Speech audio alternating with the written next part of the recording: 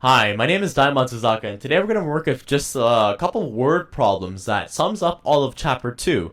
Of course, you should get a lot of SAT practice, but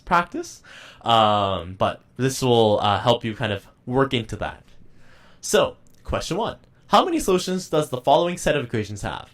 So, we can look at y is equal to 2x plus 3, 4y is minus 12 equal 8x. When they ask us how many solutions, we want to think back to the theorem that we did before.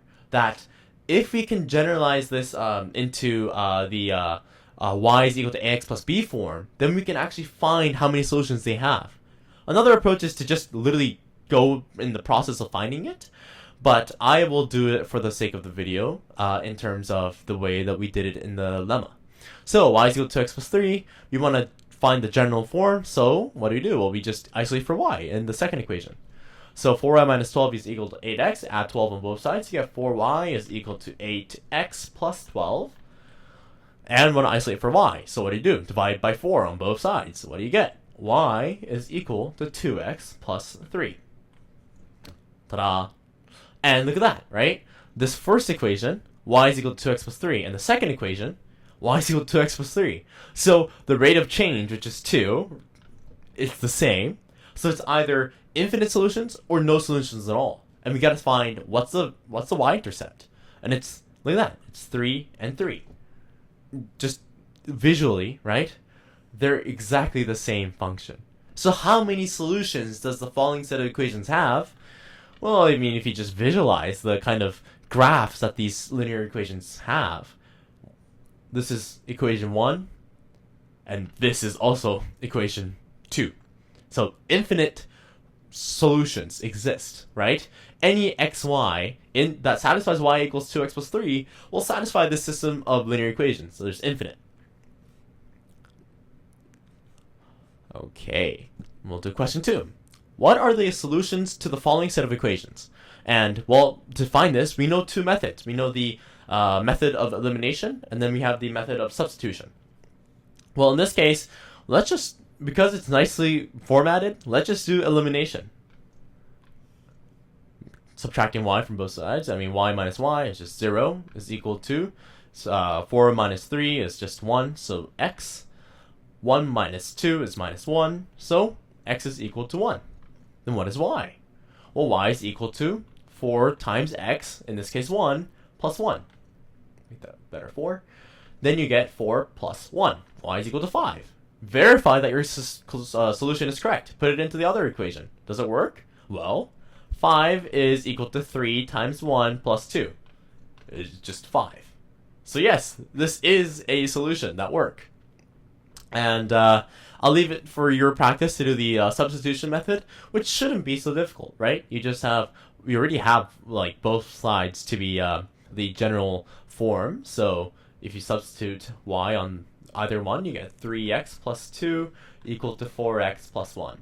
And you can do the rest. Question 3. So, given the following set of equations that do not have any solutions, what are the possible values of a and b?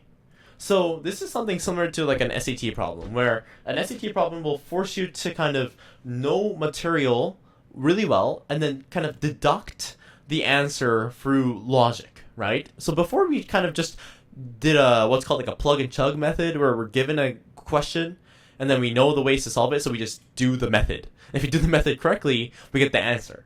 In this case, it's not really the case. We need to think about what we're being asked to do. So we're told that this set of equations don't have any solutions, right? So you have to think, if a question's asking what are the possible values of a and b, well, think to yourself, what are the cases that we have? Well, case 1, there is a solution. What kind of case is that? It's when a is not equal to b, right? If a is not equal to b, then we have lines that intersect each other, right? Different rate of change, they will necessarily intersect somewhere. That intersection is a solution. But we're told that this set of equations don't have any solutions. So can it be a not equal to b? It can't. A must be equal to b. And that's your answer.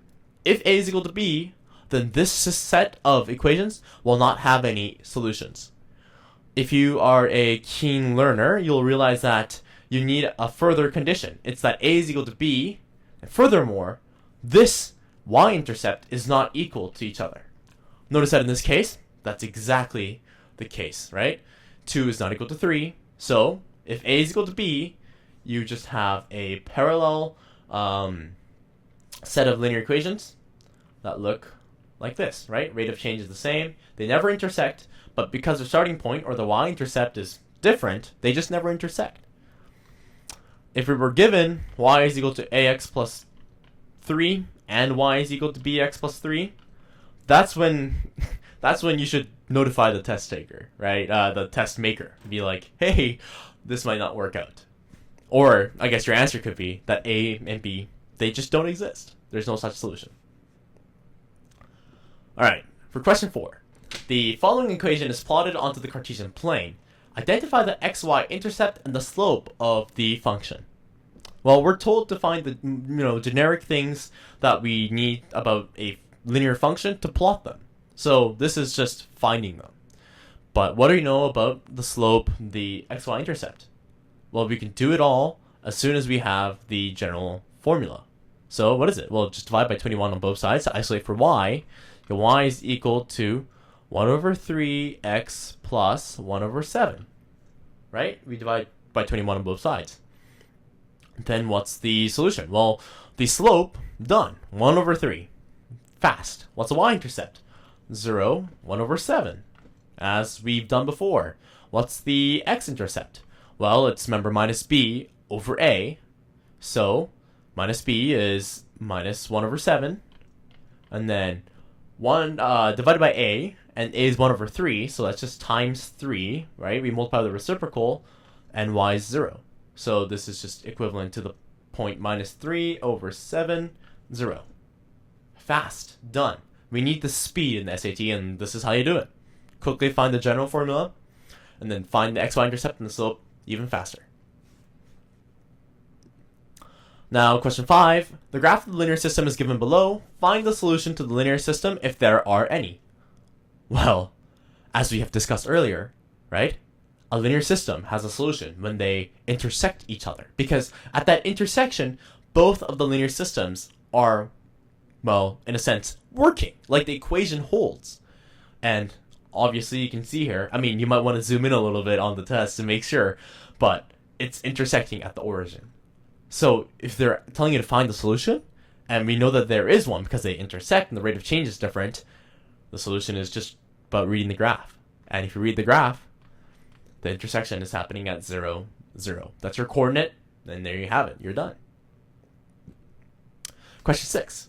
Given the following inequality, can x equal y be a solution? Are there other solutions you can find? So this is a interesting question, and this is just an inequality. So let's try x is equal to 1. Let's plug it in and see if this inequality holds, right? If it holds, then that's a solution. And because it's asking us if there are any other solutions, we'll figure that out as well. So x is equal to 1. Let's just plug it in. 1 plus 3, 4. Less than 2 times 1 is 2, minus 1 is 1. Let's write that down. So we get this following equation. 4 is less than or equal to 1. That is just false. So is x equal 1 a solution? It's not. So what are solutions that can happen? Well, in the case of like linear equations, we always kind of isolate for a variable. We'll do the exact same thing with an inequality. So let's subtract x from both sides to isolate for x, and you get 2x minus x is just x, right? And then add plus 1 on both sides. So add plus 1. And then you get 4. So what is that telling us? Well, we need x to be greater than or equal to 4. Those are the solutions that you can find. And you can do that quickly, quite quickly, and efficiently through just isolation. Isolate for x, look at the equality, right? And you're done. Just be careful of the identity here with linear, just inequalities in general. If you multiply by negative 1, and so if you flip the sign, minus a is not greater than or equal to minus b anymore. It's actually the opposite. So when you flip the sign of something, so say it was plus a and b, then minus A is less than minus B.